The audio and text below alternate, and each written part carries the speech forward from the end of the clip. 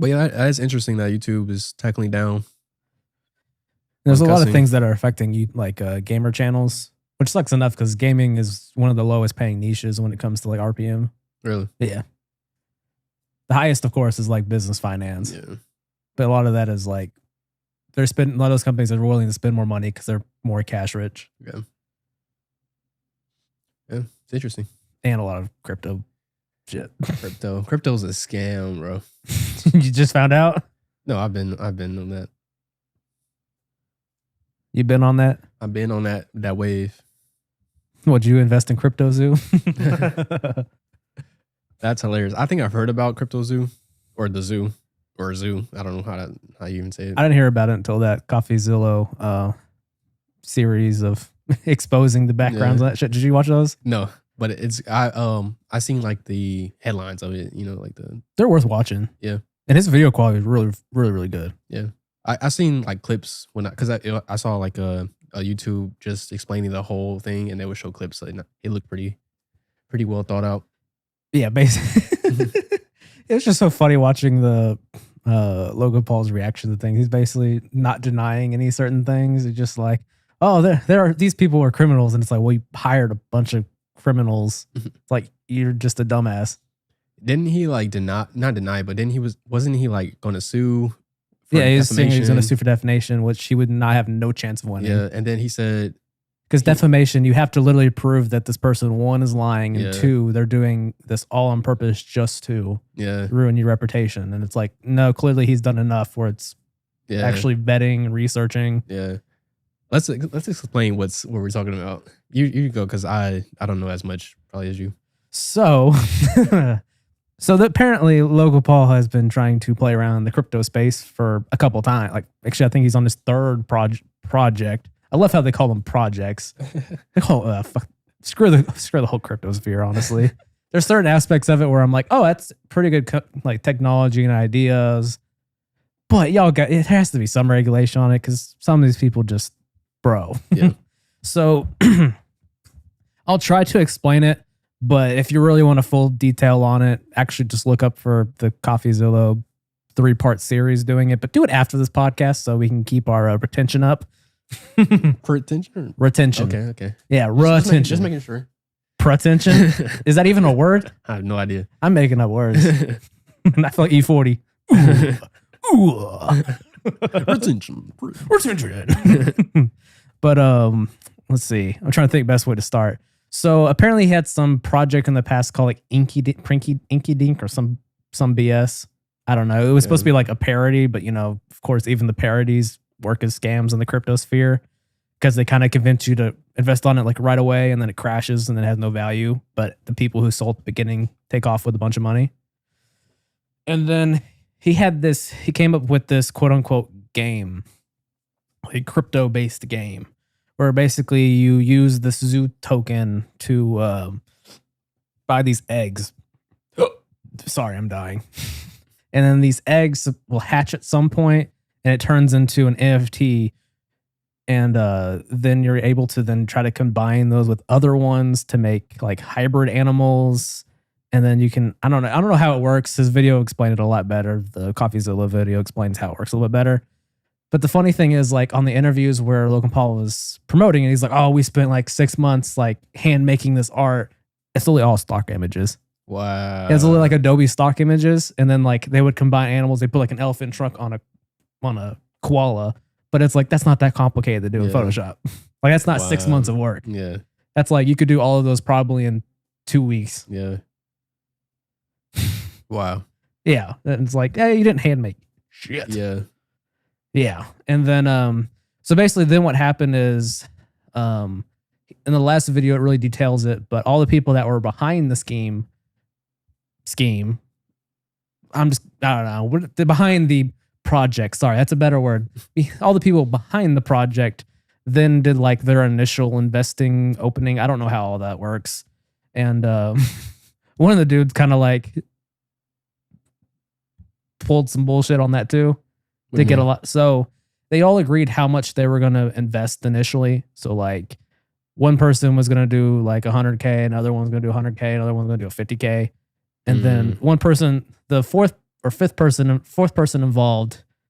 So basically, the people behind it is Logan Paul, of course. Yep. His manager, a guy that they hire to manage the development team.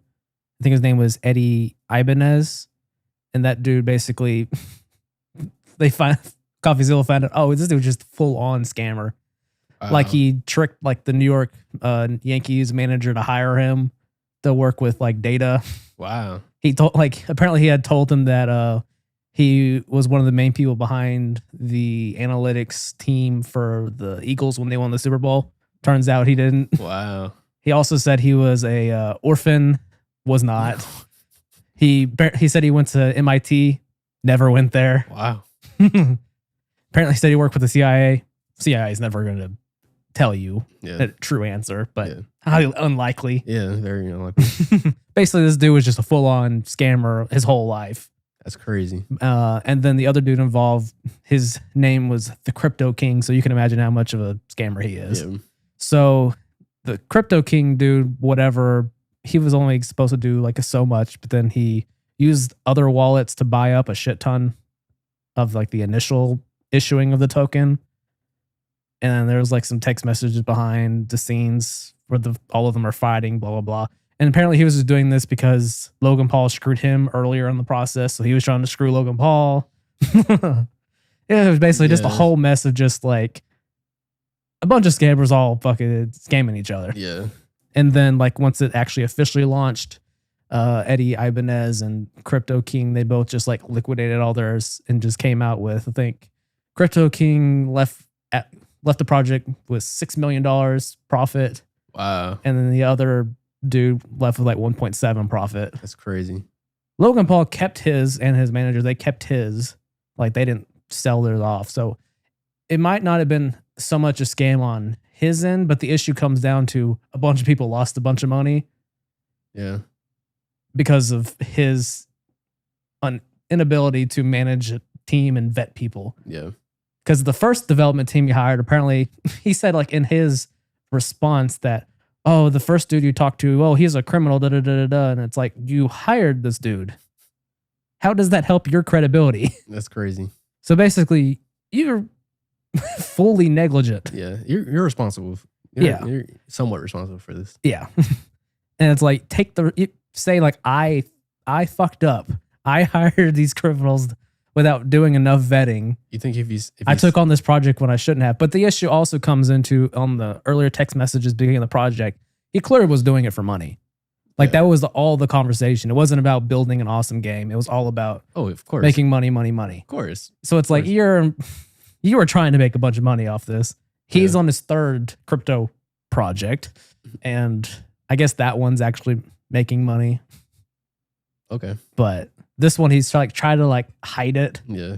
Apparently they had like a Discord for everyone who ended up investing in it, like in the initial, like the whatever launch, who have bought Zoo tokens or whatever. Yeah. And apparently he had not been active in the Discord at all for like over a year until those videos went out, and then he went into the Discord. That's hilarious. It's like he kind of like he's like, oh, we never said the project was over. It's like you were going to act like it never existed. Yeah. Unless someone brought it up. That's crazy. Yeah. Yeah. That's crazy that there's a lot of I probably did a horrible job explaining this, but I tried. I'm not the best at summarizing. Basically, he scammed people by creating a crypto token. I don't know if you can say he scammed people, but he was very negligent in a scam, if that makes sense. I feel like he wants to do it for the money. Scam right there, honestly. Well, what I'm saying is, I don't think his intention was to scam people. He was going to he was trying to deliver a game, but the game was going to be, shit. But that's not any difference than a lot of these gaming companies making a game that's barely playable and then releasing it and then fixing with updates. Yeah. So it's not different in that way. I'm just trying to use the right like legal definition here. I don't think he necessarily made a scam. He was trying to make a game, and he was so negligent that people that he hired scammed all the people, and he got left with the bag and then tried to act like none of it happened for credibility's sake. Yeah. He was involved in this. And now it's blowing him up on him because he technically probably didn't make money. Yeah. Because he kept all his tokens. He didn't sell them off like the other dudes did. But he's still negligent in a scam. Definitely. Like if there was a RICO, he'd be involved in the RICO. Yeah, for sure. He'd be one of the main. He'd be involved in the RICO. He may not been the main person behind the illegal activity, but he was involved in the activity. And he was the head, though, right? He was the head, but clearly he was not a very. Yeah, that's. It's like having Joe Biden run the government. It's like there's not that active. Like the head's there, but you got to take the fall. I'm sorry, man. You're the head. You hire these people. It's your creation. You're part of it. I mean, I don't know what to tell you. I just think it goes down to a lot of influencers. I hate that word. Yeah. Or narcissists. So I think it was also like very much a pride thing. So he just wanted to act like it never existed.